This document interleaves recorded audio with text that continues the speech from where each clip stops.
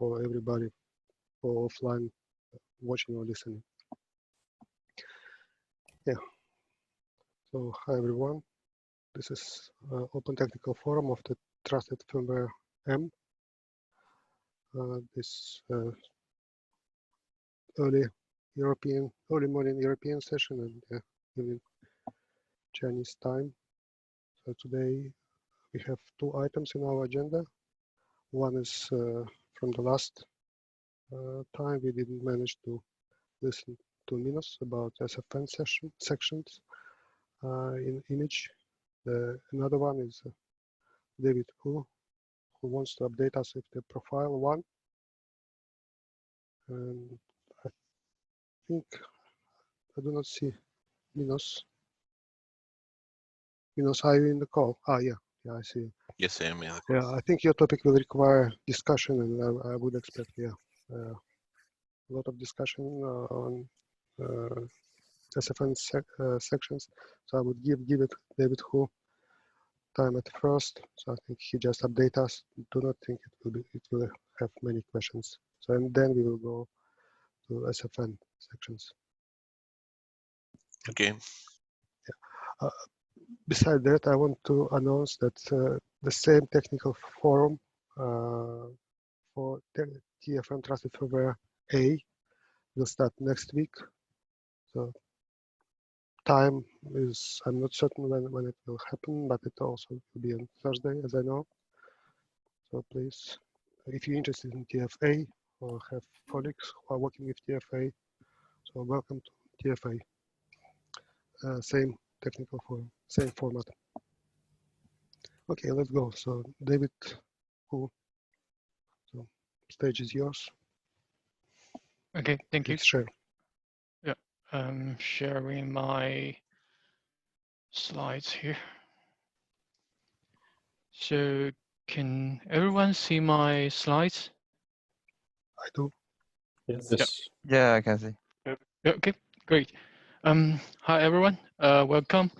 Today I'd like to share some updates about TFM Profile 1 design and implementation. Shabu and David Wang have shared some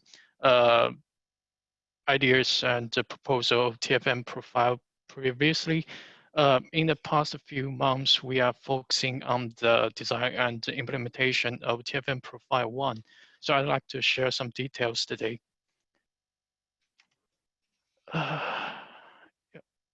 This is agenda today.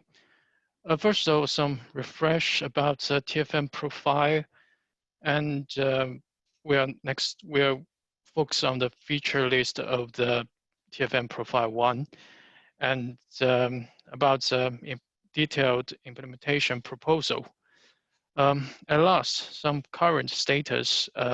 We'll share the patch sets and the design document, and we'll give some test results about the image size. So any question about the agenda? Okay, I will move on. So some refresh in case some attenders may not be aware about TFM Profile yet. Why TFM Profile? Because there are challenges right now for the security and the TFM in the IoT devices. The devices capabilities and the use case may vary much case by case. Some devices may have the powerful CPU performance, or some may not, and battery and power consumption, power capabilities, memory resource may be very different. And some may have hardware crypto accelerate, and some may not. And the use case, of course, are very different. So there are very different requirements on the level of security. For example, in the connection protocol and in some service model. Some may have different requirements on the cipher capabilities. Some may be different requirements on the storage of assets. So to fit the diverse requirements, so TFM proposed 3 profiles, profile 1, profile 2, and profile 3. Each of them is actually a predefined list of certain features. The target is to meet the diverse use case and meet different hardware constraints. It is also expected to align with PSA specification and certification requirements. So we hope the TFM profile can help the developers to more easily develop instance of TFM on their products. It may, the developers may directly use the profile according to the development device capability and their use case, or they can, do some further development based on the TFM profile to shorten the time to market. So what about TFM profile 1? The use case is profile 1 is for the ultra-constrained resource devices, and for those expect a simple service model and applications.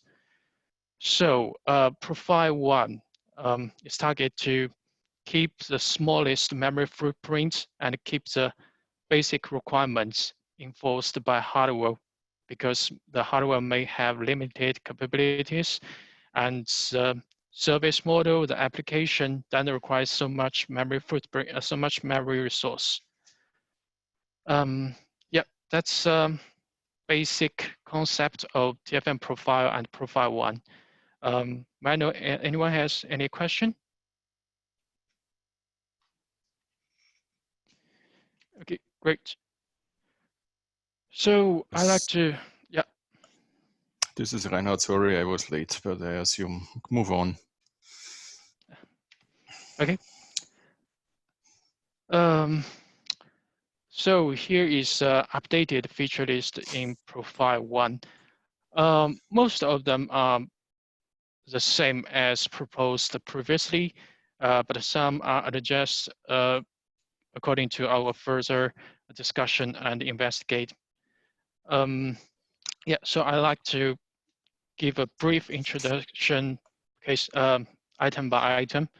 The first one is lightweight framework, which still requires a library model, level 1 isolation. The buffer sharing is allowed and only implement single secure contacts. The main idea is to keep a small and simple framework and to decrease memory footprint. It's the same as we proposed previously about the TFM framework. And about the crypto service, still we require symmetric cipher only, and we request to support the same capabilities as required in TLS PSK cipher suites. We also make more specific requirements on the cipher algorithm, which we will discuss later. Internal trusted storage, still no encryption, no rollback protection, because we expect the profile 1 target device has usually has only one on-chip storage devices, usually maybe flash. So we expect that the encryption and the rollback protection can be achieved by the isolation enforced by the hardware. Here is a slight difference that previously we proposed to remove an internal transient buffer to decrease the memory footprint using ITS. But currently we changed to optimize the size instead of entirely removing it. So we will discuss the reason later. lightweight boot, single image boot is a feature in MCU boots provided by TFM. I mean the MCU implementation provided by TFM. Single image boots, it can simplify the booting sequence and image update sequence. Anti-rollback protection is required. And since boot sequence and the bootloader can be implementation defined, so we don't require other specific features to the bootloader, but anti-rollback protection is mandatory in Profile 1. So we expect the bootloader to enable anti-rollback protection by default. Yep, so any question about the general feature list?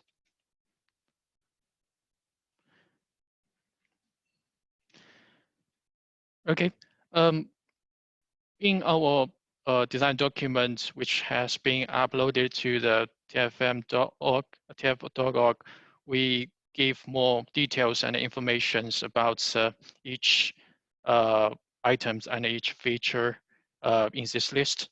So if you have any interest, you can find more details in that design document. So I'm going to discuss some differences from the previous proposal. About the crypto, we request to support the same capabilities as required in the pre-shared key scheme cipher suite. So it means that we request to support the, at least we are requested to support the symmetrics crypto algorithm, a hash function, and a corresponding message authentication code algorithm. So we don't request the TFM implementation or the device or the use case to support PSK protocol. Instead of that, we just request to support the algorithm and to support the up layer connection protocol, maybe PSK or maybe other similar protocol.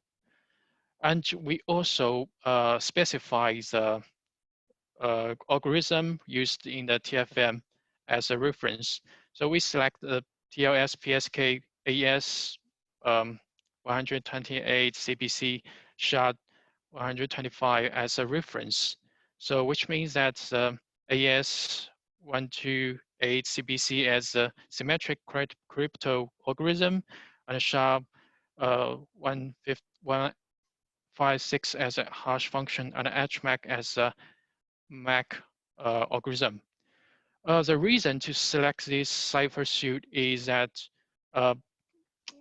AES and SHA is SHA-2 are the most common algorithm and required in the symmetric crypto or crypto system.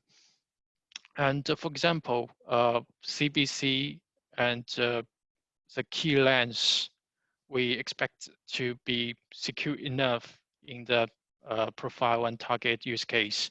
For example, the key length could be better if it's 50256, but we think 121 is enough. SHA-256 is the same. Yep, so any question?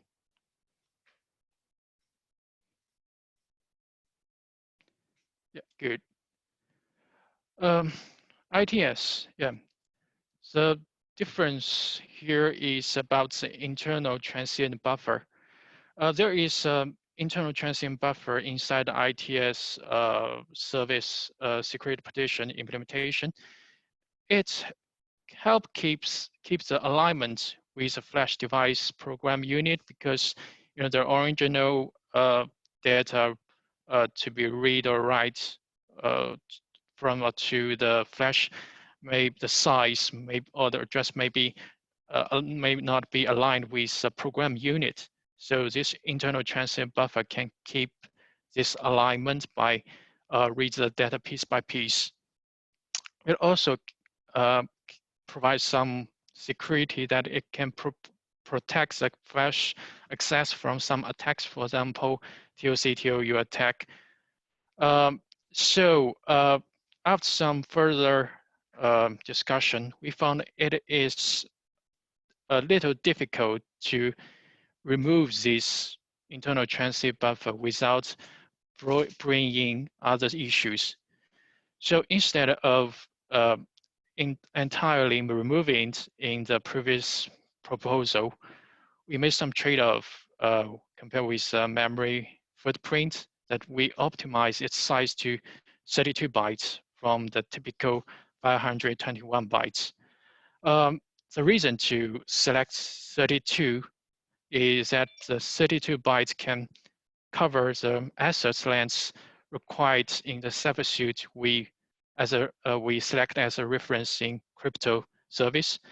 So the key length should be 30. The length of key should be 32 or even less.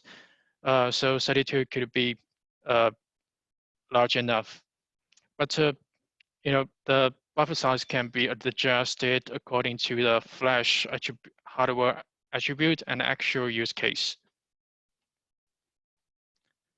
Yeah, that's the difference. So, any question? One question: what is then the impact of this trade-off? I assume higher CPU load, but can you elaborate? Sorry, beg your pardon. What is the impact of this trade-off on the buffer size, or is there any impact due to this trade-off? Yeah. So if we entirely remove this buffer, we can save typical 521 bytes. But as I said, there are some difficulties to keep the alignment and to protect the access from some attacks. So instead of removing it, we optimize its size to 32. So the memory foot decrease about 400 bytes. And yeah, that's the trade-off. The trade-off is that we still have 32 bytes buffer. I understand, but is there some side effect of this decrease from 512 to 32 in other area like CPU load or whatever? I don't think there is impact on that. The potential issue is that we select 32 bytes because we assume that the key length could be most of the key length is 32 bytes or even less. So the problem is if there are some assets that whose asset length is much more than 32, then there is some performance issue that ITS service has to read or write the buffer many times. But it can be adjusted to the configuration, platform-specific configuration according to the use case. So if there is such a case that the assets could be much longer than 32, so the internal transient buffer size can be adjusted according to that. Yeah. So you will make the buffer size configurable. Yeah, the default size is 32 bytes, but you can adjust it to the configuration flags in the during the building. Not only because according to the use case, but may also according to the flash access attributes of in that device. Yeah, maybe the device flash has some specific attribute which cannot fit the 32 bytes alignment. Yeah. Good. I have actually a question to the previous slide.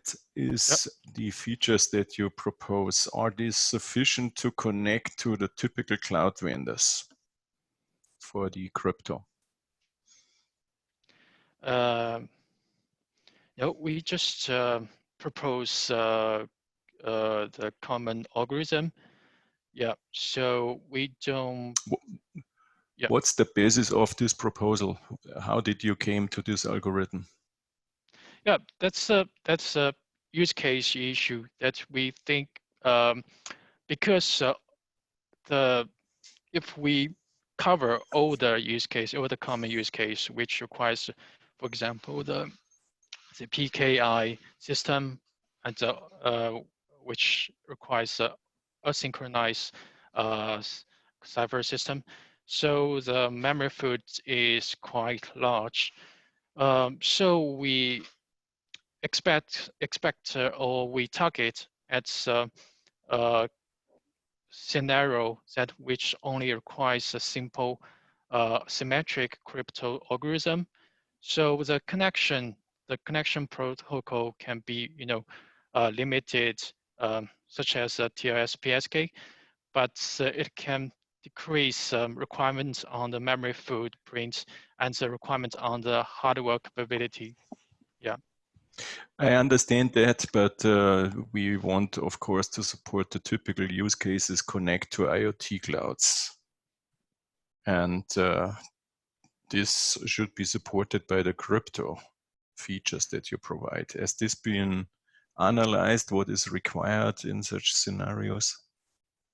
Yeah, it's the TFM profile. Yeah, it's just it boasts it's Yeah, let me say comment. yeah, it's a implementation that we expect partners can use it directly, but it also it's a reference that develop their own product or instance, TFM instance on that. So if in that case that a symmetric crypto algorithm or more general, the full set of the cipher capabilities are required. So actually the partners or the developers can add more cipher feature in the TFM. It can add more features based on the profile default feature list. So that's why we provide some extension mechanism to help to enhance the capabilities based on the profile one. So it's profile one is designed for some use case. It's not for all the general scenarios or to fulfill all the use case. So it's also limited by the both use case and device capabilities. So if the use case requires a symmetric ciphers, other or more powerful algorithm, but the device itself cannot provide enough, memory source or the other capabilities. So that's not a problem of the profile one definition. That's requires another trade-off of the use case and device capabilities. Niklas, I think you wanted to comment. Yeah, I wanted to comment one thing. First one, gentlemen, I'm afraid we may run out of time for this first session. But I suggest if it takes time to discuss, so we can go to the mailing list. Second thing is, I think this profile one, what David is explaining, is a fixed feature set available out of the box, but it's not limit TFM for any how. So any developer can use all features of TFM, ignoring this profile. This is just a fixed set to help somebody to start the work with. Okay. Yeah, David, please. Yeah. So Any more question? Yep. So, Sorry, David, just to add to the point that Reinhard made. So it's possible that when we are connecting to, say, AWS cloud, that you might require one or two asymmetric ciphers. So I think we have seen that when we are doing the PKCS shim layer. In that case, it would be adding those algorithms. So embed crypto is quite configurable. So even when this proposal says that choose this particular cipher suite, we have just chosen this as a reference. So it might be that another platform might want to choose another cipher suite still to do PSK TLS. It should be reconfigurable because we just want to show this as an example. It might be that people want to add a few more ciphers on top of that for that particular use case. But the expectation is embed crypto is quite configurable. And we have experienced that when we were doing this profile one that David could quite easily disable and enable a lot of algorithms as per the requirements. But Reinhard, you have got a point there. Maybe AWS, yes, requires one or two more asymmetric ciphers on top of this. Hi, Shabut. Just to kind of support Reinhard a bit in this, it would be very helpful from an end user's perspective if the profiles defined actually aligned with specific use cases for an end customer, especially for cloud connectivity. It doesn't have to be profile one. I can understand the reason for profile one, but yeah, it's nice if there's actually one-to-one alignment between use this profile for DLMS, use this profile for a cloud connection. So. Yeah, I think that's a good point that has come out from the meeting. So far, our two target has been reduce the memory footprint. Maybe there's a scope for profile 0 even. So start with profile 1. Then one of the other requirement is when we give these official profiles, we want to maybe align with the certification requirements. So maybe profile 1 meets all the requirements for level 1 certification. But then, yes, we want to probably call out whether this is good enough for connecting to Azure or to AWS. Yeah. And I think for AWS, at least with the PKCS work we have done, we have seen that one or two asymmetric ciphers are used for some key management stuff. Yeah. We'll take back that comment and see if we can add that specifically. But if there are use cases that you see are evidently missing in an ultra constrained device, for example, when we mentioned secure boot in the previous slide, it says that you can only update the whole image as a whole.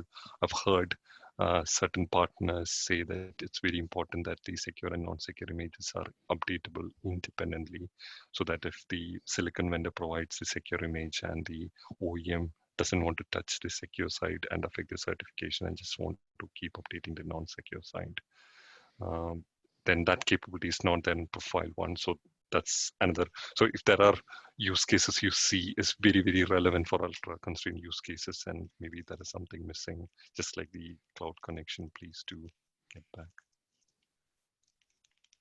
Of course, if we start adding more features, of course, the code size reduction will take a hit, but then I guess it's a balancing act at the end of the day. Yeah, sorry, David, carry on. yeah, thank you, Shabu.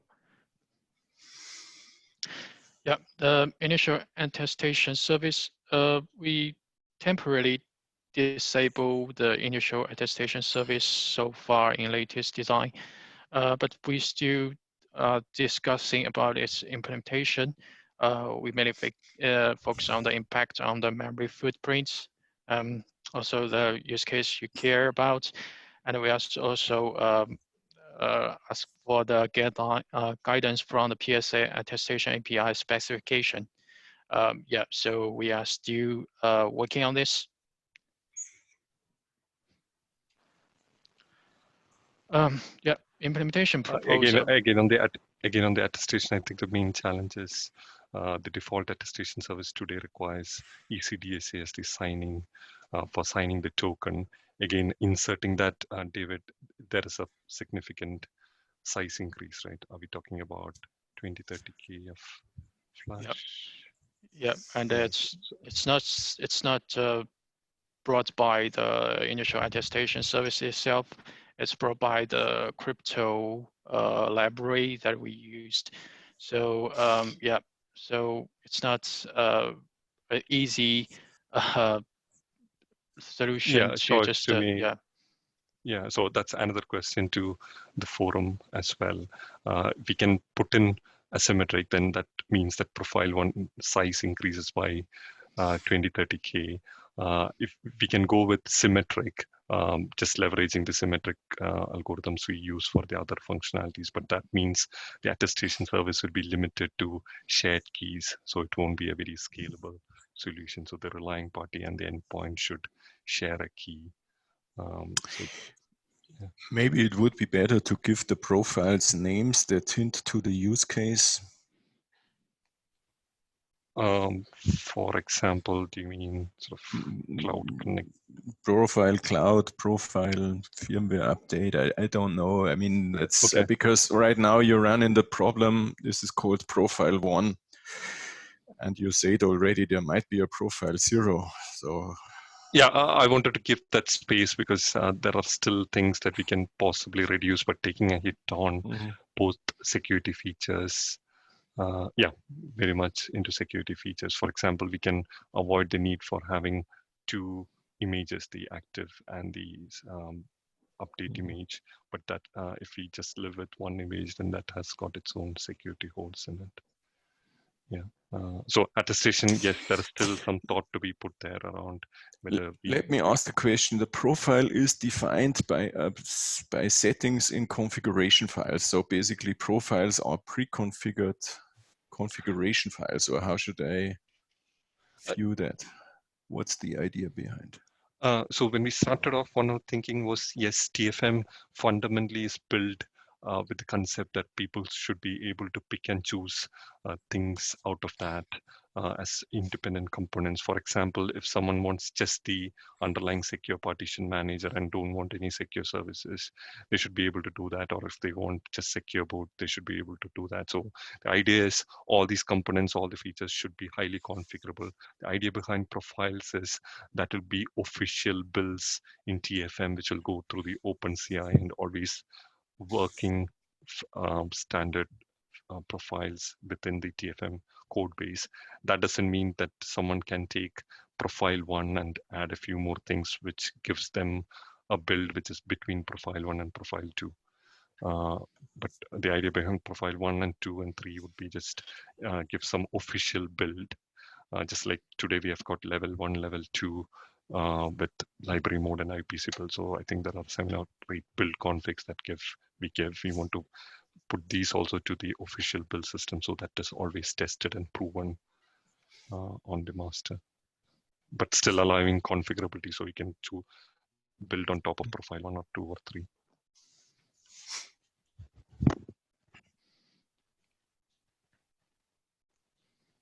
Does that answer? Yeah.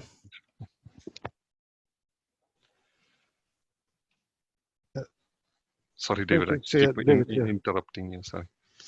Yep. So I'd like to discuss about the current proposal, the implementation of Profile 1. The basic idea is to set up a top-level CMake config file to collect all the configuration flags and set them to the default file values of the Profile 1. Yeah, so another option is to set up a global flag, and according to the flag value to set up each configurations in the individual module, but that will make it very difficult for the partners to understand and to override or to make a further development to cover the based on the profile 1. So collecting all the configuration flags in the top level config file, and make very convenient and very clear to understand what the features now are set up in the profile 1. Yeah, and we also provide extension parameter, so developers or partners can provide their specific extension configuration extension files to override the default values. So actually, developers can directly override the default values in the top-level config file, but extension files can be more flexible and dynamic.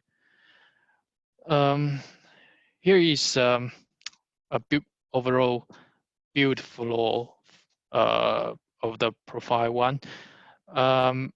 It's exactly the same as other build flow in other configuration. The difference is that we add a profile one specific CMake file here, and we add the step to check if a platform provides their own specific configuration extension file. So if it is, we will include it and to override existing default values, and we will enter the normal building sequence.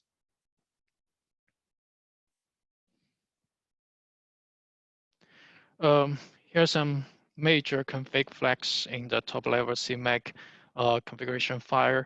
So I discussed some in details in the design documents. So for more information, please refer to the design document. Yeah, how to enable profile on a platform? So it's quite simple. That just adds a platform into the support list in the top-level CMake as other configuration files, and if it is necessary, you can provide a configuration extension file to override the default settings. And the build is the same as usual, except specifying the profile one config in the build command line. Here is the current status that we have just upload our design documents and the implementation proposal patches or on the trustfirmware.org under review. Yeah, so if you have any comments and or suggestion, please help put it in the trustfirmware.org review, Garrett. Yeah, any suggestion is welcome. Some update of the image size comparison between the default config and the profile one. It's quantitative results are based on the design and the patches we just uploaded. But it's not our target, and it's still under working in progress. So yeah, it's just for reference right now. Again, as figures shows that we achieve a lot of memory footprint decrease in the code size and in the total image size. Yep, that's all. Any question?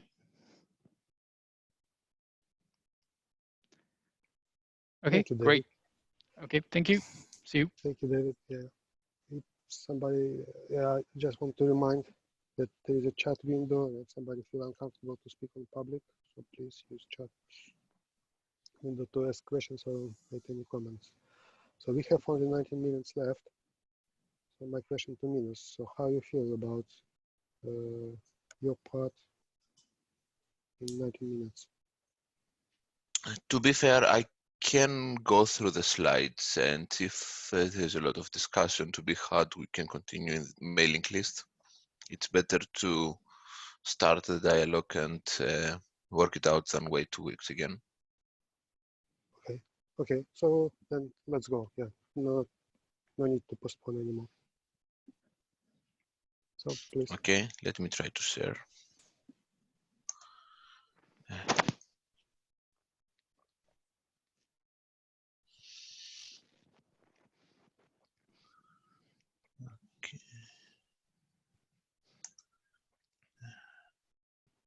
Yes,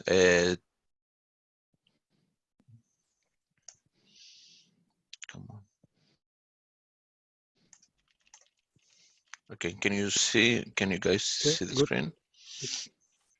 So in summary, this presentation is about an issue that was originally reported by Thomas in the mailing list, which I took the liberty of investigating and research the implications that it might have in the future. It's something that we have already marked as deprecated, but it's good to be aware of. So this has to do with basically the contract between the compiler and the developer on whether the compiler will put an object where you expect him to do or not. So in our code, we are using an attribute. We are marking methods, API calls with the SFN attribute. And this is a way of creating secure unprivileged access methods to be called when you need to do boundary crossing, not from the non-secure to the secure side, but when you want to elevate your privilege in the secure side. This is something that becomes more a necessity in levels 2 and 3, because you do have separation between PSA root of trust and application root of trust. So the problem is that when you include some specific const or static variables inside the body of those methods, it's not guaranteed that the linker will place them in the same memory region as the method, even though you have tagged the method. And the reason for that not being deterministic is because the standard does not oblige the toolkit to do so. So it's implementation defined. This is, most of the cases, is not a problem, but the moment we are looking into security and memory partitions and we try to map the memory, in the future we'll be doing dynamic MPC configuration, it might be a problem when it comes to handling, when it comes to having objects placed in areas you don't expect. So this is an example of a function that might work or might not work depending on the toolkit. So in the IIR toolchain and in some older versions of the ARM-C-Lang, this method will not work, while in the current versions of ARM-C-Lang it will work. The same thing applies to DCC. So we have the crypto secure API, and we have a structure which is just a pointer to the location that you want to store the key for your crypto operations. And the pointer is constant, even though the data can change. When linking this code, this pointer can either be placed into the stack or in the raw data, at least in my testing. But there's no limitations for the compiler to do whatever it feels like it's appropriate for you. It's appropriate. And in this diagram, I'm trying to describe, I will try to describe 3 different flows of information when it comes to doing privilege calls. So when you're calling, so when you're doing an application root of trust call to a PSA root of trust call, you have your application root of trust calling a method which is marked as secure and privileged using the SFN attribute. It will be handled by the secure partition manager, which in turn will determine that this call is for the PSA crypto, which lies in the PSA root of trust, so it's secure privileged, and we'll try to redirect your call. When you have a PSA root of trust or PSA root of trust, you still have the PSA root of trust service calling the code in the secure unprivileged section, even though the processor is not dropping its privilege. And then it will try to access the secure privileged area where the cons has been stored and call the service. So this will naturally work because you are calling with the highest privilege level in the secure side. And when it comes to doing calls from the non-secure side to the secure side, the issue is not that big because there is a different set of APIs and a different set of landing pads. So when the boundary crossing happens, there's a totally different region that will go through the secure partition manager and will elevate it to the secure privilege. So there's no implicit object memory sharing between the two boundaries. So this should not be affected by this condition, by this situation. So as a quick overview of the problems, with PSA level 1, as described before, all partitions share access privileges. So the API calls are fully accessible, and the variables that they contain can also be read and write by everything. But when it comes to PSA level 2 and 3, it is quite possible that the variable inside your method that you set up as secure and privileged, it's set up as privileged. So when you try to call it, you will get a memory exception or different type of errors depending on how you set up your handlers. And also the other issue that I described before is that when you're doing a PSA root of trust call, you don't drop your privilege. This is not a problem right now, but we might need to think about how you handle it in the future. So what should we be aiming for? Ideally, we should have something that is not toolchain specific. We should not rely on specific toolchain mitigations or compile parameters if they're not portable across the whole range of compilers supported. So it's better to solve it with design approach rather than use some tools provided by the toolchain, unless there are identical tools across the spectrum of the supported ones. As a way of handling the object placement during linking, it would be a good idea to group together to get rid of the SFN library as we have always been planning, and create a specific library which we can control better.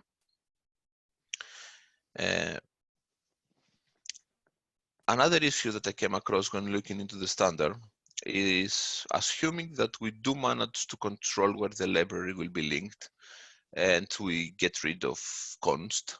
There is also not guaranteed from the compiler, and there is also no obligation from the standard for the compiler to guarantee thread safety. This means that even if you do ban const and static objects, when a method is called quite often, it is not unlikely for the compiler to generate a static variable, an intermediate static variable, which will be very hard to catch. And again, taking into considerations that the problem needs to work across the board, we might be using different implementations and changing it depending on the platform and what capabilities it provides. So currently, when it comes to this specific issue, in most cases, it is a low risk and low security item, because what it usually does is it elevates the privilege of an area that should be accessible by the non-privileged side. So it will crash a program, but it will not directly leak or expose anything from the secure side. As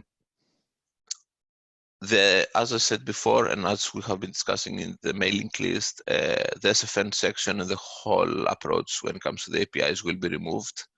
The API calls will be bundled and handled by the secure partition runtime library, which is also under review right now. So you can read the document, read the design proposal, and discuss about the implementations and how it affects your platforms.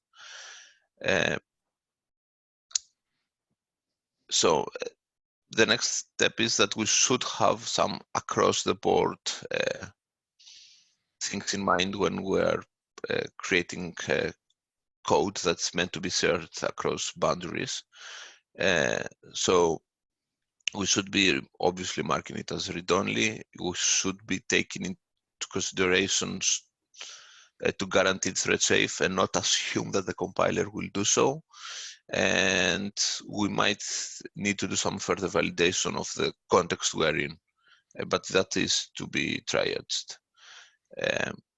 As I said before, constant and static variables should be banned for API calls.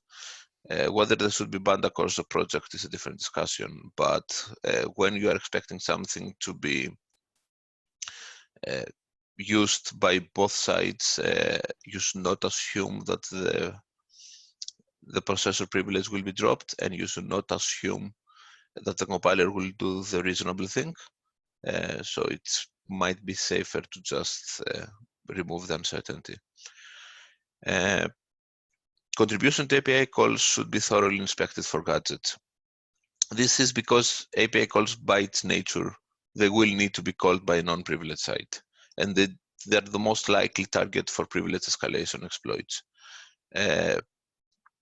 We should be a bit more careful and very thorough on how we accept that, because, for example, we would have a third-party contribution that we don't pay attention to that will either introduce something that's like a static variable or might introduce a behavior that could cause a specific tool chain to create an intermediate static object break in the thread safety and the whole security considerations. So this is the end of the presentation, and this is more likely to be the start of a discussion about this whole issue. I'm pretty much sure there are people on the call with extensive experience on compilers, and I was not able to find a unified acceptable solution in different projects. So the approach that most of the projects take is that when something can lead to undefined behavior, just ban it. But any feedback is welcome, and it's very well appreciated. Yes. Any questions?